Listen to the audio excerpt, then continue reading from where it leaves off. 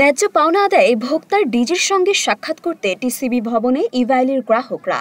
এ সময় তাদেরকে নিরাপত্তা রক্ষীদের বাধার মুখে পড়তে হয়। রাজধানীর কারওয়ান বাজারে অবস্থিত টিসিবি ভবনের প্রধান ফটকে ঘটে এ ঘটনা।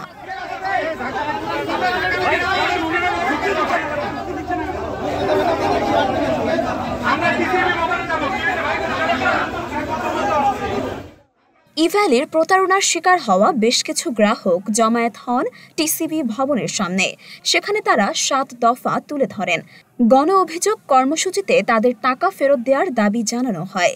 দাবি দেওয়া উপস্থাপন শেষে বিক্ষুব্ধ গ্রাহকরা ভোক্তা অধিকারের ডিজির সঙ্গে দেখা করতে টিসিবি ভবনে প্রবেশ করতে চান।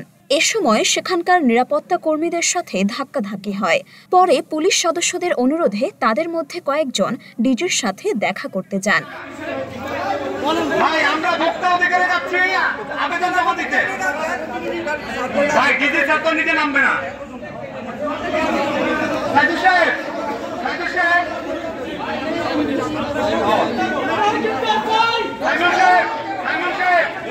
আন্দোলনকারীরা জানান, ইভ্যালির রাসেলের ফাঁদে পড়ে সর্বশান্ত হয়েছেন তারা এখন তাদের পাওনা টাকা ফেরত চান। সে দাবি জানাতেই তাদের ৭ দফা দাবি উপস্থাপন। তাদের দাবিগুলো হলো, আগামী ৭ দিনের মধ্যে ইভ্যালির গেটওয়ের সম্পূর্ণ টাকা ছাড় করতে হবে। ইভ্যালির এমডি মোহাম্মদ রাসেল এবং চেয়ারম্যান শামীমা নাসরিনের পাসপোর্ট জব্দ করে বিদেশে ভ্রমণ নিষেধাজ্ঞা দিতে হবে।